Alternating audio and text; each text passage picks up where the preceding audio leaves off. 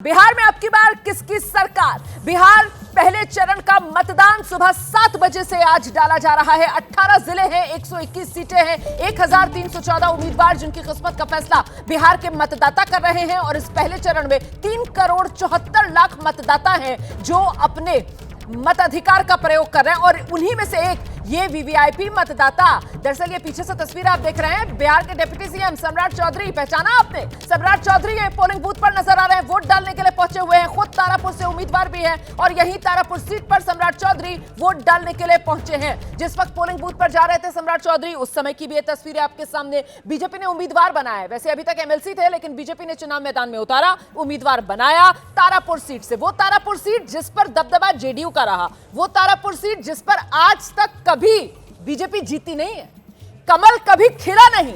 और बड़ी चुनौती तारापुर में कंधों पर आई है सम्राट चौधरी के, क्या कमल खिला पाएंगे? बीजेपी ने बड़ा दांव खेला है, साथ ही जेडीयू से ये सीट ली है और तारापुर में अब सम्राट चौधरी को बीजेपी ने उम्मीदवार बनाया। इस बीच दिग्गज जो पहुंचे वोट डालने के लिए, उनकी तस्वीरें आप देख रहे हैं। इसमें उम्मीदवार भी कुछ हैं, जैसे विजय सिन्हा, खेसारी लाल यादव उम्मीदवार भी हैं, वोट भी डाला है, नितिन नवीन भी। और वहीं आप देख रहे हैं दूसरी तरफ जो वीवीआईपीज वोट डालने के लिए पहुंच रहे हैं, इसमें ललन सिंह, गिरिराज सिंह, रामनाथ ठाकुर को आप देख रहे हैं वोट डालने के लिए पहुंचे हैं। वोट डालने के बाद, मताधिकार का प्रयोग करने के बाद, वो जो सबसे बड़ा अचीवमेंट होता है ना, स्याही लगी उंगली का निशान, वो दिखाते हुए। और इस बीच देखिए, मतदान करने के बाद केंद्रीय मंत्री गिरिराज सिंह की तरफ से क्या कहा गया है, जरा ये सुनाते हैं आपको। बड़ी घटनाएं हो रही हैं, उनके नजर में होगा। आज बिहार में सब लोग रात अधरात को घूमते हैं, बेटा और बेटी दोनों। मैं तेजस्वी यादव से पूछना चाहता हूं, अपने पिताजी का आखिर फोटो क्यों हटाया पोस्टर से, और अंत में फिर पिताजी को ऋतुलाल यादव के पक्ष में वोट मांगने के लिए देखा हमने। दुर्दांत अपराधी है। तो ये इन्होंने दिया था कौन सा? चरवाहा विद्यालय। आज नीतीश कुमार, नरेंद्र मोदी हर जिले में मेडिकल कॉलेज, इंजीनियरिंग कॉलेज दे रहे हैं। स्कूलों की संख्या बढ़ी है, डे बाय डे उसमें प्रगति हो रहा है। माहौल देखिए, आज मैं पटना से 1.5 घंटे में बड़हिया पहुंच गया। लालू जी 1.25 घंटे में पहुंच गए। आप हमसे भी पहले पहुंच गए 1.25 घंटा में। सड़क अच्छी है, सड़क अच्छी है, बिजली है, सामाजिक समरसता है।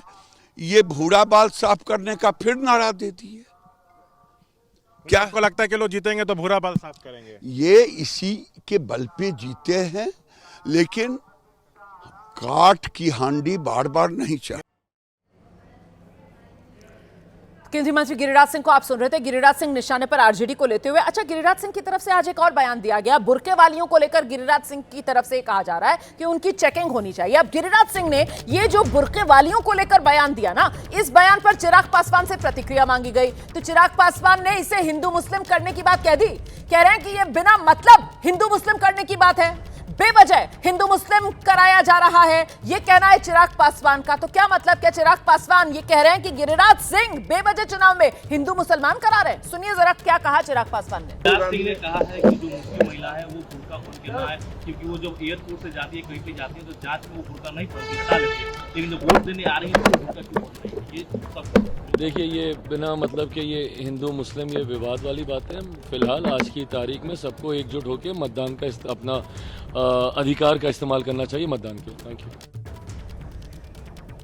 तो गिरिराज सिंह जो बुर्के की एंट्री करा रहे हैं, उसको बेवजह हिंदू मुसलमान करने वाली विवादित बात चिराग पासवान करार दे रहे हैं। खैर, हम सीधे आपको ग्राउंड पर लेकर चलेंगे। एबीपी न्यूज के रिपोर्टर्स जो अलग अलग हिस्सों में मौजूद हैं बिहार के। इस बीच सम्राट चौधरी की तरफ से प्रतिक्रिया आ रही है, वोट डाल दिया है। सम्राट चौधरी ने क्या कह रहे हैं, सुनते हैं। खत्म हुआ तो उनके परिवार के चलते ओबीसी वर्ग को यदि 40 वर्ष तक इंतजार करना पड़ा आरक्षण के लिए, तो वो राहुल गांधी का परिवार। यदि स्वर्ण समाज को आरक्षण के लिए इंतजार करना पड़ा 70 वर्ष, तो वो था राहुल गांधी का परिवार।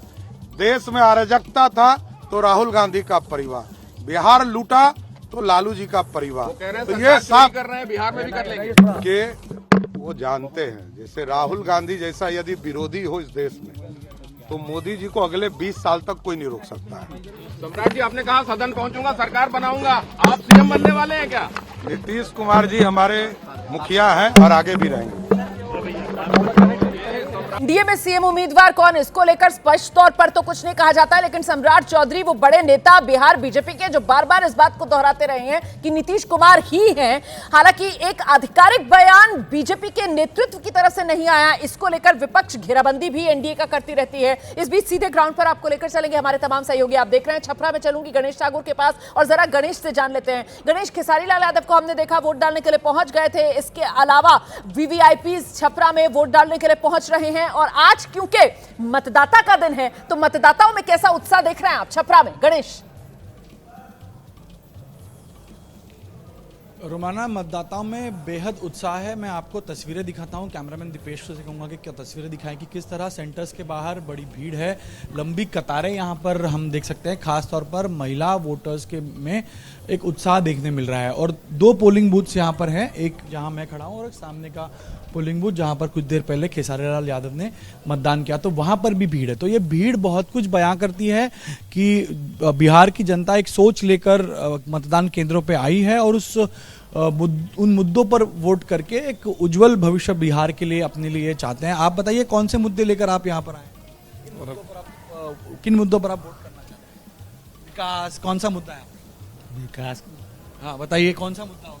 देखिए, बिहार में चुनाव को लेकर बहुत सारा मुद्दा है। इसके पहले मतलब लोगों ने नीतीश कुमार को मौका दिया है और पहले के मुकाबले इस बार बहुत बेहतर काम हुआ है। बिजली है, लगभग जैसे हमारे क्षेत्र से जैसे बहुत सारा मुद्दा है। बिहार में सबसे बड़ा मुद्दा रोजगार का है। तो मैं बता दूं कि हमारे यहाँ क्लासमेट बहुत सारे ऐसे विद्यार्थी थे जो हमारे क्लासमेट थे, जो तैयारी किए हैं, वाकई में परिश्रम किए, उनका जॉब हुआ है। जो लोग नहीं करते हैं उनका नहीं होता है। हालांकि है सिस्टम में थोड़ी सी खराबी है जिसके वजह से, लेकिन आपको एक विश्वास है कि वो सुधर जाएगा। मैं महिला वोटर्स से बात करने की कोशिश करता हूँ कि महिला वोटर्स काफ़ी साइलेंट रहती हैं और यहाँ पर महिला वोटर्स क्या कहना चाहती हैं, क्या मुद्दे हैं, उनसे पूछते हैं। आप मतदान केंद्र पे आई हैं, कौन सा मुद्दा या क्या विचार लेके आई हैं कि आपके लिए अगर जो आपका प्रतिनिधित्व करेगा वो व्यक्ति या वो उम्मीदवार आपके लिए क्या करना चाहिए, कौन से विषय पे काम करना चाहिए? महिलाओं को तो एक रोजगार देना चाहिए, सबसे पहले बात उनकी सुविधाओं को ध्यान में रखना चाहिए। कहीं बाहर अगर कहीं जॉब करने जा रही है तो उनकी सुरक्षा के लिए ध्यान रखना चाहिए। शिक्षा, स्वास्थ्य। बिल्कुल, तो ये वोटर के मन की बात है जो आज मतदान वाले दिन सुनाई पड़ रही है। मैं बार बार इस बात को दोहरा रही हूं कि आज दिन वोटर का है और ऐसे में वोटर के मन की बात और खासतौर से वो मुद्दा जो वोटर को पोलिंग बूथ तक खींच कर लेकर आ रहा है। बख्तियारपुर में बलराम पांडे, वो कौन सा मुद्दा सुनाई दिखाई पड़ रहा है?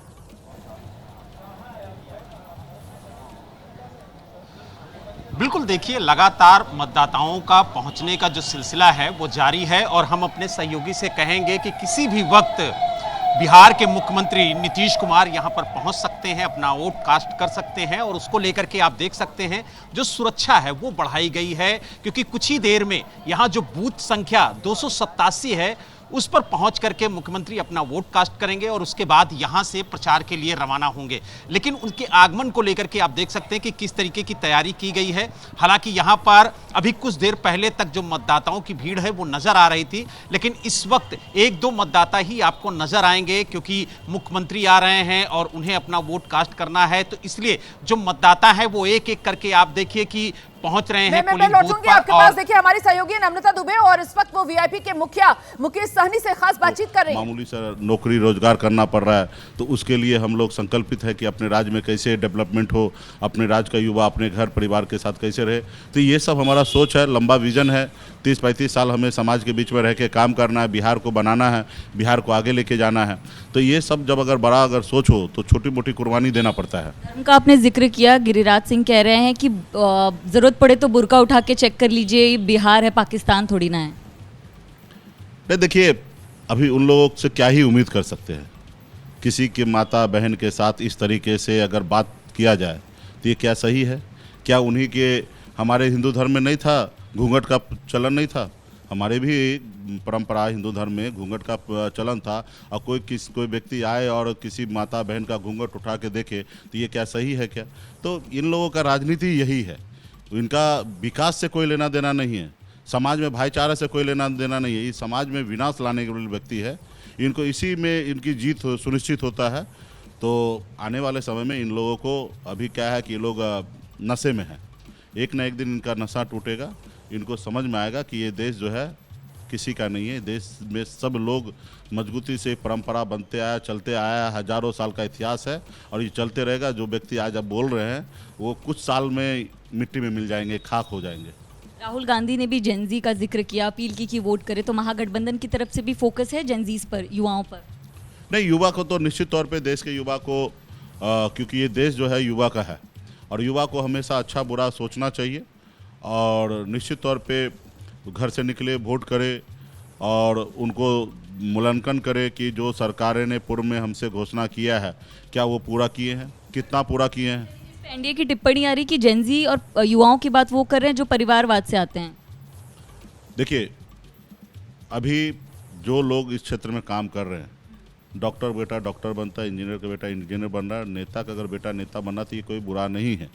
जो भी लोग अगर काम कर रहे हैं इस फील्ड में, जनता ना डिसीजन लेगा। एक व्यक्ति पढ़ाई लिखाई करके कलेक्टर बनते हो, उसका एक फॉर्मेट है, वो कलेक्टर बनेंगे, लेकिन लोकतंत्र में जनता को मालिक बनाया गया। नेता का बेटा नेता बने या ना बने ये जनता का डिसाइड करेंगे। तो मुकेश सहनी को आप सुन रहे हैं। महागठबंधन ने डिप्टी सीएम पद के उम्मीदवार के तौर पर मुकेश सहनी को प्रोजेक्ट किया है। हमारे साथ वरिष्ठ पत्रकार आदेश भी स्टूडियो में मौजूद हैं। आदेश, ये मल्हा जाति से आते हैं, करीब 2.8% के आसपास की उनकी आबादी, लेकिन ओवरऑल वो जो ईबीसी, जो नीतीश कुमार का एक मजबूत वोट बैंक माना जाता था, उसमें सेंधमारी की महागठबंधन की रणनीति के तौर पर देखा गया फैसला। आपने देखा कुछ दिन पहले राहुल गांधी ने एक डुबकी लगाई थी तालाब के अंदर और उसने कहा कि वो मछली पकड़ रहे थे, दरअसल जाल फेंका था। हाँ, नहीं, वो जाल फेंका था वोटर को बसाने के लिए और वो वोटर मुकेश सहनी की ही जाती है, निषाद है, मल्ला है, ये लगभग 4.5% के आसपास बैठता है। तो और इसीलिए इनको डिप्टी सीएम घोषित किया गया था और इसीलिए ईबीसी मैनिफेस्टो पटना में जारी किया है, जिसमें खड़गे साहब, राहुल गांधी, तेजस्वी यादव तीनों वहाँ मौजूद थे और बेसिकली ईबीसी को स्पेसिफिकली टारगेट करके कि जेडीयू का वोट हमें काटना है, तभी जाके जो आपने एमवाई की बात की थी उसमें आप देखिए, उसमें पलायन है, उसमें बेरोजगारी है, उसमें पेपर लीक है जी। तो महागठबंधन का जो टारगेट है वो बिहार के युवा हैं, जिसमें वो चाहते हैं कि हम आपको रोजगार देंगे ताकि आप हमारी तरफ आइए। आप जो बात कह रहे हैं, मुझे लगता है छोटा सा एक रिएक्शन शुक्ला जी का भी। कुल मिलाकर अगर महागठबंधन की बात की जाए, तेजस्वी यादव, आरजेडी की बात की जाए, तो करीब 34-35% का इनका वोट शेयर जो है वोट बैंक के तौर पर वो मजबूती से खड़ा रहता है। लेकिन चुनौती बड़ी यही कि किस तरीके से उसको बढ़ाया जाए अगर एनडीए को काउंटर करना है, और उसी जुगत में ये तमाम कोशिशें नजर आती हैं, सेंधमारी करना किसी तरीके से एनडीए के वोट बैंक में, खासतौर से ईबीसी में। राकेश जी, देखिए, तेजस्वी जी अकेले पूरा बोझ लिए हुए हैं महागठबंधन का। तेजस्वी जी जिस उम्मीद के साथ थे कि कांग्रेस, लेफ्ट पार्टी और आपके मुकेश सहनी जी वोट ऐड करेंगे, तो जो आपने आंकड़ा बताया है, यदि उसमें ये 2-2%, 3-3% या 1-2% का भी यदि तीनों दल की तरफ से ऐड हो जाएगा, तो आरजेडी जो पिछली बार 75 सीटों पे थी और महागठबंधन जो अटक गया था थोड़े में, वो महागठबंधन बहुमत के करीब पहुंच जाता। लेकिन दुर्भाग्य की बात यह है कि आप मुकेश सहनी को ही देखिए तो मलाह के अलावा केवट और निषाद भी उनको अपना नेता नहीं मानता, उसी में भी विभाजन है। जो ईबीसी की आप बात करें तो ईबीसी में इसी समाज के 3 वोट बटे हुए हैं। अब दूसरा लेफ्ट पार्टी का अपना पॉकेट है जो 4 सीटों पे सिमटा हुआ है, और कांग्रेस जो पूरे बिहार में राज किया करती थी, वो कांग्रेस जो अभी पहले चरण में 13 सीटों पे चुनाव लड़ रही है, उसमें बेनीपुर छोड़ के बाकी 12 सीटों पे उसकी हालत खराब है। तो तेजस्वी अकेले कितना जोर मारेंगे और कितना जोर मार के महागठबंधन, बड़ी बात आप कह रहे हैं। मेघा को भी लेकर आते हैं इस चर्चा के अंदर। मेघा, महत्वपूर्ण ये हो जाता है कि वो एक कहावत है ना, 100 सोनार की और 1 लोहार की। मतलब इधर आप कोशिश कर रहे हैं, आपने ईबीसी चेहरे के तौर पर मुकेश सहनी को डिप्टी सीएम के तौर पर भी प्रोजेक्ट कर दिया है, लेकिन वहां एनडीए ने तो सीधे एक चिराग पासवान को लेकर अपने गठबंधन के अंदर वोट प्रतिशत का बढ़िया इंतजाम कर लिया बढ़ाने का। बिल्कुल रोमाना, जैसा मैं कह रही थी कि चिराग पासवान का एनडीए अलायंस में इस बार आना ये देखने वाली बात होगी कि किस तरीके का असर होता है। लेकिन जो ओपिनियन पोल्स हैं और जो ग्राउंड से हम लोगों को समझ में आ रहा है, एक बहुत बड़ा वर्ग को लेकर चिराग पासवान आएंगे, आ चुके हैं एनडीए अलायंस में, और उसका असर आपको कई सीट्स पे दिखेगा। सिर्फ उन पॉकेटों में नहीं जहां चिराग पासवान की पार्टी का वर्चस्व है, लेकिन पूरे बिहार में दिखेगा, क्योंकि अति पिछड़ा, दलित, इन सब के नेता हैं चिराग पासवान। और पिछले 3 सालों में जब से उनके पिताजी का निधन हुआ है, उसके उसके बाद चिराग पासवान का एक तरीके से नेता की तरह उदय हुआ है। आप उनकी सभाएं देखिए बिहार में, आप जाके देखिए कितना क्रेज है उनका बिहार में। और एक बात जो मैं चिराग से भी ये कहती हूँ कि सिर्फ अति पिछड़ा दलित के जो वो नेता बनते फिरते हैं, उसके बावजूद भी उनको पसंद किया जा रहा है बिहार के कई अन्य जगहों में, कई अन्य कास्ट और जातियों के द्वारा भी। मुझे तो नारा याद आता है जो चिराग पासवान की तरफ से दिया गया था, बिहार फर्स्ट, बिहारी फर्स्ट और एक युवा बिहारी सब पर भारी। इस तरीके की बातें करके वो जो एक बिहार में युवाओं के आइकन के तौर पर चिराग पासवान उभरे, यकीनन वो एक एडवांटेज जो इस वक्त एनडीए को मिलता हुआ नजर आ रहा है, क्योंकि जो दाव महागठबंधन की तरफ से तेजस्वी यादव, युवा चेहरा नीतीश कुमार, उम्र ढलान पर, उसी की काट के तौर पर एनडीए के पास चिराग पासवान भी तो हैं। हम सीधे आपको जरा ग्राउंड जीरो पर लेकर चलेंगे। सिवान से हमारे सहयोगी विवेक राय इस वक्त हमारे साथ मौजूद हैं और जरा जानते हैं विवेक से। विवेक, सिवान में यहां कुछ देर पहले हमने देखा था उसामा जो रघुनाथपुर से आरजेडी के उम्मीदवार हैं, उनकी मां हिना शहाब पहुंची थी वोट डालने के लिए। उसामा शहाब को भी यहीं पर वोट डालने के लिए पहुंचा है, क्या जानकारी मिल रही है, कब तक पहुंचेंगे? और यहां जो वोटर्स पहुंच रहे हैं खुलकर कुछ कहने को तैयार हैं या चुपचाप वोट डाल, इस नीति पर वोटर आ रहा है, वोट डाल रहा है और लौट रहा है?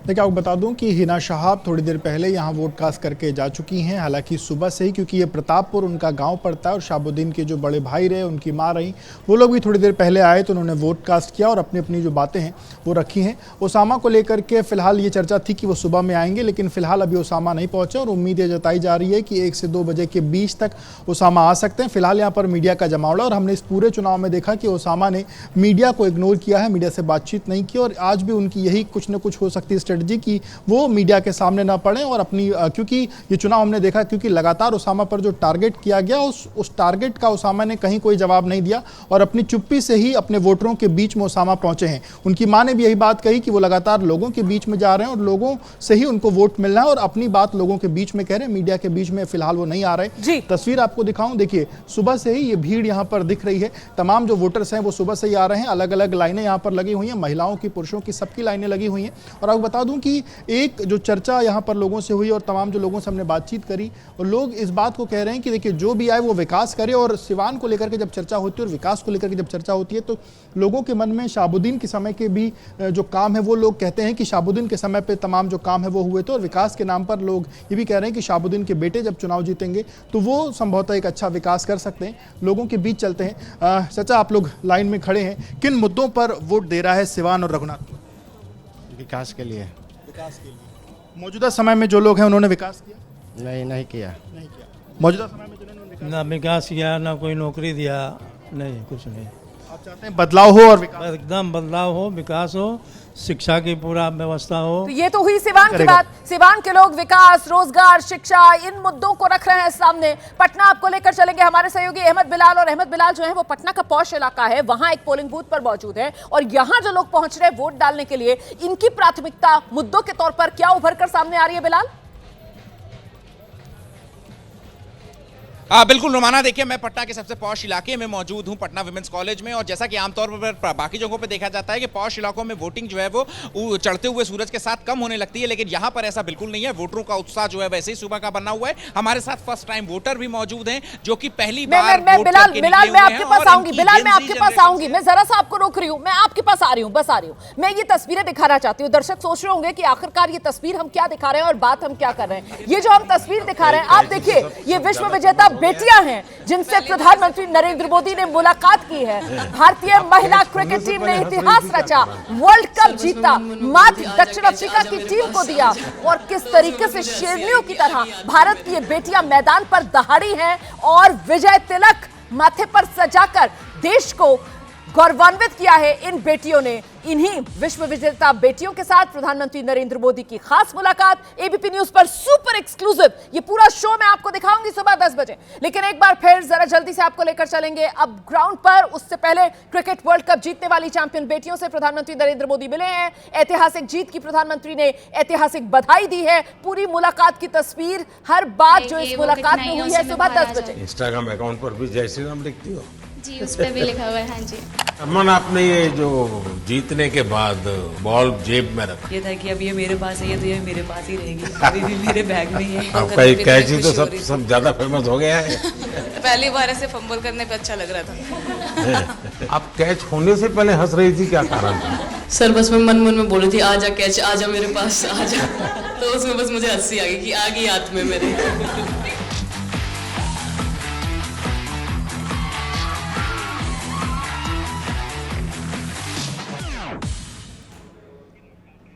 तो विश्व विजेता बेटियों के साथ प्रधानमंत्री नरेंद्र मोदी की मुलाकात और ऐतिहासिक जीत की ऐतिहासिक बधाई प्रधानमंत्री नरेंद्र मोदी ने किस अंदाज में दी है, कैसे बेटियों का हौसला बढ़ाया है, पूरा शो देखेगा जरूर सुबह 10 बजे। जल्दी से अब बिलाल के पास आपको लेकर चलेंगे। बिलाल, जिनके साथ कुछ युवा वोटर्स मौजूद हैं और किन मुद्दों के साथ पहुंचे हैं वोट डालने के लिए, सेल्फी पॉइंट पर खड़ी हुई है, ये तो लगता है वोट डालने के बाद सेल्फी ले रही है ये वोटर।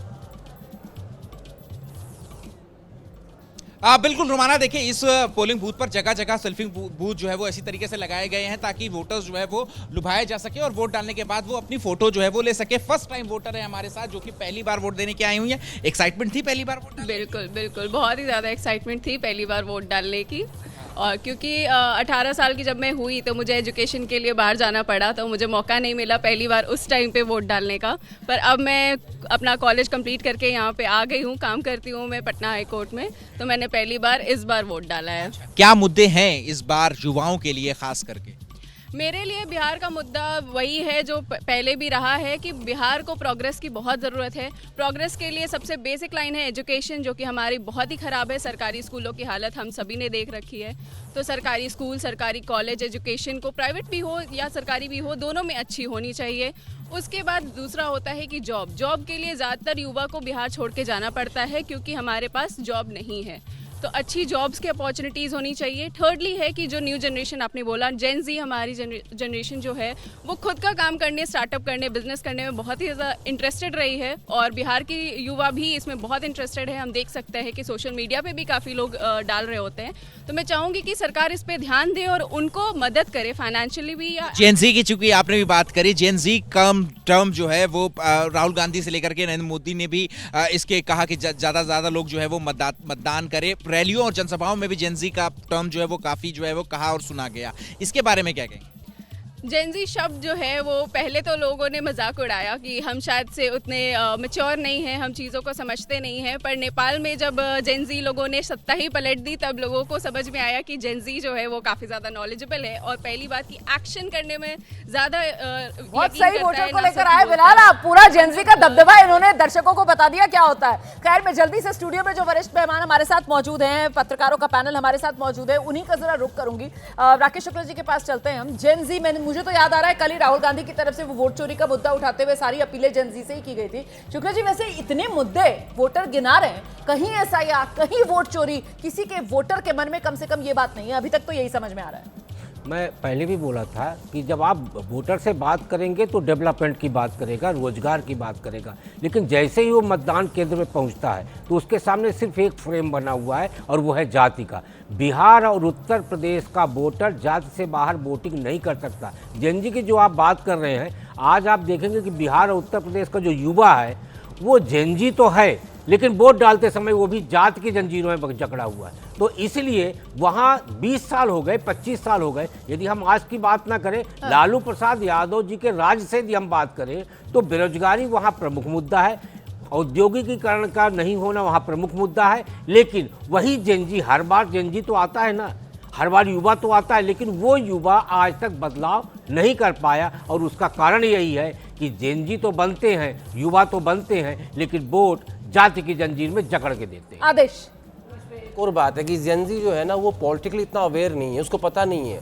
जो जिसको रोजगार चाहिए। जैसे मैंने कहा कि यहाँ पे पेपर लीक की बात हो रही है, हाईएस्ट जो युवाओं की संख्या है वो बिहार में है, ठीक है। अब वहाँ पे हर महीने पेपर लीक की आपको खबर देखने को मिलती है। तो अब सवाल ये उठता है कि भाई सड़क, बिजली, पानी, जो मूलभूत सुविधाएं हैं, उसके बाद लोगों को चाहिए रोजगार।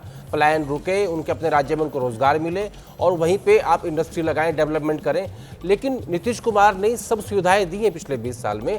अब इसके बाद का जो मामला है कि आप पलायन रोक के और रोजगार पैदा करेंगे, ये एक बड़ा इशू है इस चुनाव के अंदर।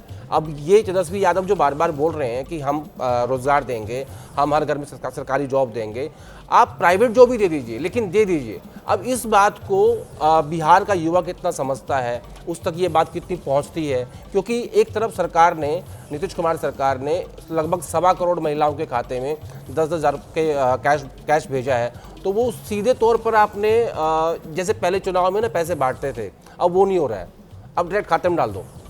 तो अब देखना ये है कि इन सब के बीच में ये मामला कहाँ जाएगा, क्या वो महिलाएं भारी पड़ेंगी या फिर बिल्कुल मेघा को लेकर आता है जरा सा। मेघा, मतलब एक तरफ सिर्फ वादा है, क्योंकि तेजस्वी यादव भी पीछे नहीं है। तेजस्वी यादव भी वो माई बहन योजना के तहत वो कह तो रहे हैं कि साहब 2,500 हज़ार रुपए देंगे, और देखिए उसके बाद वो सामने आते हैं, कहते हैं मकर संक्रांति वाले दिन 14 जनवरी को ही एक मुश्त 30 हज़ार की रकम जो है आपके खाते में आ जाएगी। तो उससे पहले अगर नीतीश कुमार ने चुनाव में जाने से पहले ही 10-10 हज़ार रुपए पहुंचा दिए तो ये तो लाभार्थी वर्ग बन गया। और लाभार्थी वर्ग के पास एक तरफ बैंक में पैसा आया है और दूसरी तरफ वादा है कि सरकार बनेगी तो बैंक में पैसा आएगा, तो फिर लाभार्थी वर्ग किस तरफ जाएगा?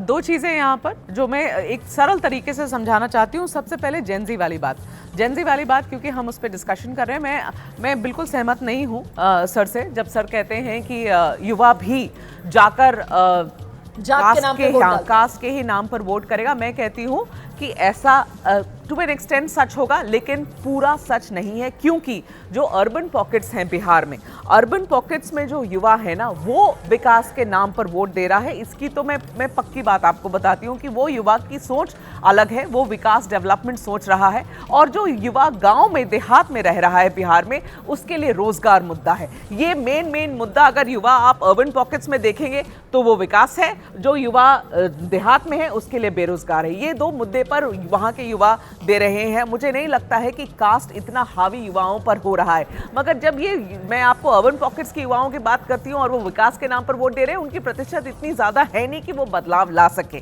तो ये मैं समझती हूँ इस तरीके से युवा बिहार का सोच रहा है। दूसरी बात कि आप जब कहती हैं कि लाभार्थी किस तरफ जाएंगे, भाई ये ऑब्वियस है रोमाना, ये ऑब्वियस है। वहाँ की महिलाओं से रुक कर मैंने बात करी है, सड़क पर जहाँ मुझे महिलाओं की ग्रुप दिखती थी, मैं उतर के उनसे बात कर रही थी कि भाई आप बताइए। जवाब क्या आता था कि दीदी हमारे जो अब जैसे जैसे पांच औरतें साथ में चल रही हैं, सास बहू है, ननद है, कुछ ऐसे परिवार के, उसमें ये बात हमें बताई जा रही है कि दीदी हमारे तो मेरे अकाउंट में आ गई है 10 हज़ार, पर मेरी सास के अकाउंट में नहीं आई। लेकिन कोई बात नहीं, एक महीना आगे पीछे पैसे तो आ रहे हैं, भाई अकाउंट में आपको पैसे ला के दे दिए गए हैं। बस इतने तक बात सीमित नहीं है। दरअसल ये बात भरोसे की और ये बात विश्वास की बन जाती है, और जब मतदाता वोट डालने के लिए जाता है तो फिर मन में वो विश्वास किसके प्रति, ये एक बड़ा फैक्टर साबित होता है। तो आखिरकार बड़ा सवाल यही कि इस बार बिहार विश्वास के नाम पर वोट करेगा या फिर बदलाव के नाम पर वोट करेगा। ये तो मतदाता के मन की बात है, जिसके बारे में आपको और मुझे तो 14 नवंबर को ही पता चलेगा। देखिए, बिहार में मतदान के बीच बुर्के को लेकर घमासान छिड़ा हुआ है। बुर्के वाली वोटर्स को लेकर केंद्रीय मंत्री गिरिराज सिंह ने आज मतदान वाले दिन बयान दे दिया। गिरिराज सिंह ने कहा है कि बुर्के की चेकिंग का विरोध संविधान का विरोध है। बुर्के वाली वोटर्स की चेकिंग अच्छे से होनी चाहिए। बुर्के की आड़ में फर्जी वोटिंग, बोगस वोटिंग होती है, ये गिरिराज सिंह की तरफ से कहा गया है। केंद्रीय मंत्री गिरिराज सिंह जी हैं। सर, 121 सीटों पर वोटिंग है, क्या मुद्दे रहने वाले हैं बिहार में? देखिए, मुद्दा तो हमारा विकास विकास विकास ही होगा। जंगल राज बनाम विकास, यही मुद्दा रहेगा। नरेंद्र मोदी, नीतीश कुमार ने जो गरीबों के उत्थान के लिए काम किया है, गरीबी रेखा से ऊपर लोगों को किया है, और मुसलमानों के लिए जो नीतीश कुमार ने यहाँ स्पेशली काम किया है, मैं समझता हूँ कि जो लोग नीतीश कुमार का विरोध करते हैं, खास करके तो मैं तो मुसलमान भाइयों से कहता हूँ, आज तक आपके कब्रगाह को किसी नहीं घेरवाया। आपके पूर्वज जानवर और आदमी के पैरों तले कुचले जाते थे, लेकिन आपके उर्दू शिक्षक को लालू यादव ने लाठियों से पिटवाया था, नीतीश कुमार ने उसको दिया वही जो सरकारी स्कूल के शिक्षकों को मिलता था। तो ऐसी स्थिति में ये जो नीतीश कुमार का मुसलमान नहीं हुआ वो किसी का नहीं होगा। जो लोग धर्म को मुद्दा बना रहे हैं, मैं उनसे प्रार्थना करता हूं कि धर्म को मुद्दा मत बनाए। जैसे बुर्का में अगर कोई वोटर आती है, महिलाएं, कभी कभी तो पहले ऐसा होता था पुरुष भी बुर्का में आ जाते थे और बोगस वोट पोलिंग करते थे। तो ऐसी स्थिति में मेरा मानना है कि बुर्का उठवाने के लिए चुनाव आयोग ने एक प्रयास किया है, एक व्यवस्था दी है और इस पर किसी को धर्म से नहीं जोड़ना चाहिए। बुर्के की आड़ में बोगस वोटिंग होती रही है, आपका ये आरोप है? होती रही है, इसलिए बुर्के की चेकिंग होगी। और कोई इसका विरोध करते हैं तो वो संविधान का विरोध है।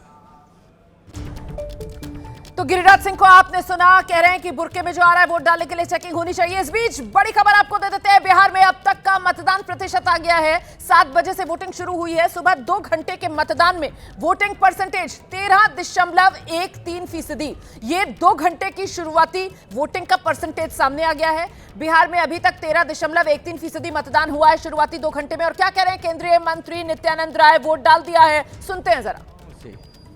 हम प्रार्थना करेंगे कि लोग जरूर मतदान करें और इस लोकतंत्र के महापर्व को हर्षोल्लास के साथ मनाएं। बिहार लोकतंत्र की जन्मभूमि है। बिहार की ही वैशाली में लोकतंत्र का जन्म हुआ था, पहला लोकतंत्र प्रारंभ हुआ था। इसलिए बिहार के लोग लोकतंत्र का पर्व उत्साह के साथ मनाते हैं। नित्यानंद राय वोट डाल दिया है और सभी खासोआम जो है वो वोट डालने के लिए एक एक करके पोलिंग बूथ पर पहुंच रहे हैं। कई पोलिंग बूथ पर लंबी कतारें वोटर्स की देखने के लिए मिल रही है। मतदाताओं में उत्साह जबरदस्त है। शुरुआती 2 घंटे में पोलिंग परसेंटेज बिहार से सामने आया और जो वोटिंग परसेंटेज सामने आया है वो 13.13% है। हमारे साथ स्टूडियो में खास मेहमानों का पैनल लगातार बना हुआ है। राकेश शुक्ला जी का रुख करेंगे। शुरुआती 2 घंटे 13.13% वोटिंग परसेंटेज सामान्य माना जाएगा? मुझे लगता है शुरुआत बहुत अच्छी है। हालांकि 65 से 70% की वोटिंग होती है और शुरू में हमेशा से वोटिंग पैटर्न अच्छा रहा है, लेकिन थोड़ा सा दोपहर के समय पर वोटिंग स्लो होता है और शाम को वोटिंग फिर बढ़ जाती है। तो शुरू में जो रुझान है वो संतोषजनक है और मुझे लगता है कि वोटिंग का जो पैटर्न है, यदि जैसे अभी गर्मी का सीजन है, अभी सर्दी शुरू नहीं हुई है, तो इसलिए दोपहर में वोटिंग थोड़ा स्लो हो सकती है। और वैसे भी इस बार जो सीटें हैं, जो जिले हैं, वो बहुत ही शहरी वाले इलाके, पटना, वैशाली, नालंदा, ये वो तमाम इलाके हैं जहां पर 18 जिलों के अंदर वोटिंग हो रही है। और ऐसे में देखिए सहरसा में अभी तक सबसे ज्यादा 15% के आसपास वोटिंग परसेंटेज सामने आया है। शुरुआती 2 घंटे का वोटिंग परसेंटेज है। लखीसराय में ये बहुत कम, शुरुआती 2 घंटे में 7% ही वोटिंग परसेंटेज सामने आया है। मैं सीधे जरा रुक करूंगी, खास मेहमानों का पैनल हमारे साथ बना हुआ है। आदेश हमारे साथ हैं। आदेश, गिरिराज सिंह का जो बयान हमने सुना है और गिरिराज कह रहे हैं कि मुसलमान अगर नीतीश कुमार का नहीं हुआ तो फिर किसी का नहीं हो सकता है। बुर्के वालियों की चेकिंग को लेकर गिरिराज का वो बयान और उस पर साथी चिराग पासवान की तरफ से ये कह देना कि हिंदू मुसलमान बेवजह का किया जा रहा है, मतलब चुनाव के आखिरी दौर तक सब अपने अपने हिसाब से वोटर को साधने में जुटे। नहीं, देखिए गिरिराज सिंह बीजेपी के नेता हैं और अक्सर ऐसे बयान देते हैं। उनको पता है कि अगर ऐसे बयान देंगे तो हिंदू मुसलमान होगा, इसका सीधा फायदा उन्हें चुनाव में मिलेगा और वोटिंग से ठीक पहले दे रहे हैं। लेकिन आप देखिए कि चिराग पासवान एनडीए का हिस्सा है, लेकिन वो बीजेपी की लाइन को टो नहीं करते। उन्होंने कहा कि आप उनसे सवाल पूछा कि आप क्या कहेंगे वोट चोरी के इशू पे, जो प्रेस कॉन्फ्रेंस राहुल गांधी ने की है। तो उन्होंने कहा कि आप कोर्ट जाइए और वहाँ आपका जो फैसला होगा वो हो जाएगा। दूसरा, जब बुर्के का सवाल आया तो उन्होंने कहा कि हिंदू मुसलमान करने की कोशिश हो रही है, यानी वो एनडीए में रह के भी बीजेपी की लाइन को टो नहीं करते हैं। और गिरिराज सिंह तो अक्सर आपने देखा है कि वो ऐसे बयान हमेशा चुनाव से ठीक पहले या समय समय पर देते रहते हैं ताकि बुर्के की बात आएगी तो हिंदू मुसलमान होगा। लेकिन बिहार बहुत ज़्यादा जातियों में बटा हुआ प्रदेश है, वहाँ जाति ज़्यादा महत्वपूर्ण है। बल्कि यूपी में आसान होता है, उत्तर प्रदेश में, कि आप हिंदू मुसलमान करें तो आप वहाँ ईजिली हो जाता है, लेकिन बिहार में नहीं हो पाता है। आप देखिए 2020 का चुनाव, तब बहुत ज़्यादा हिंदू मुस्लिम सेंटिमेंट देश में था, इतना ज़्यादा नहीं हुआ। अब जिस हिसाब से जो मेगा की बात बोल रही थी, महाराष्ट्र में सरकार बीजेपी की थी, वहाँ पे भी ये लाड़की बहन योजना थी। मध्य प्रदेश में सरकार बीजेपी की थी, वहाँ पे लाडली बहन योजना थी। हेमंत सोरेन मुख्यमंत्री थे, वहाँ पे भी मैया बहन योजना थी। तो जहाँ जहाँ सरकारें थी जिन्होंने पैसा दिया उन पे लोगों ने ज़्यादा भरोसा किया।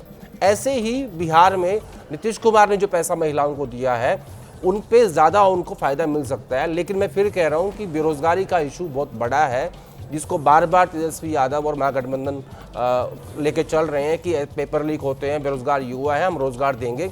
अब देखना ये है कि ये जो लाभार्थी वर्ग है महिलाओं का, जो जिसकी संख्या बहुत ज़्यादा है, 1 करोड़ से भी ऊपर है, और एक तरफ बेरोज़गार युवा है, कि इन दोनों में से कौन जीतता है। मेघा, आपका एनालिसिस? और ये जो बात अभी कही है आदेश ने, वो कह रहे हैं कि सब आपको इस बात को समझना होगा कि बिहार के अंदर पोलराइजेशन उस हिसाब से काम नहीं करता है। बिहार जातियों में बटा हुआ है और जाति से आगे बढ़कर वोटर बहुत हद तक वोट नहीं कर पाता। क्या एक वजह इसी को विश्लेषक मानते हैं कि आज तक बिहार हिंदी हार्टलैंड का राज्य है, लेकिन अपने बूते पर बीजेपी सरकार नहीं बना पाई, अपना मुख्यमंत्री बीजेपी बिहार को नहीं दे पाई? पहले तो मैं ऐड करना चाहती हूँ उस बात पर जो आदेश कह रहे थे, चिराग पासवान की जो बात हो रही थी, जो आपने सवाल पूछा रोमाना। चिराग पासवान और उनके पिताजी की भी राजनीति कभी भी उनकी राजनीति ऐसी नहीं रही है जहां वो मुसलमानों के अगेंस्ट में बोले।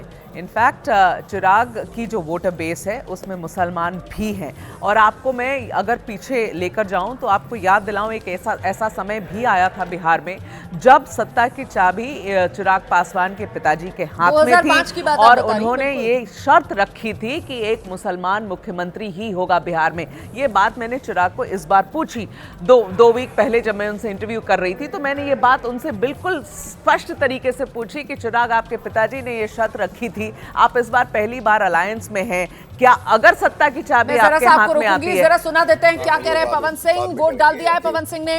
वोट विकास के लिए देंगे, विकास हो रहा है और होने वाला है। जंगल राज्य सुशासन क्या लगता है? जंगल राज्य सुशासन क्या लगता है? जंगल राज क्या था जी क्या कुछ मुद्दों को ध्यान में रखकर जनता इस बार वोट देगी, आपको क्या लग रहा है?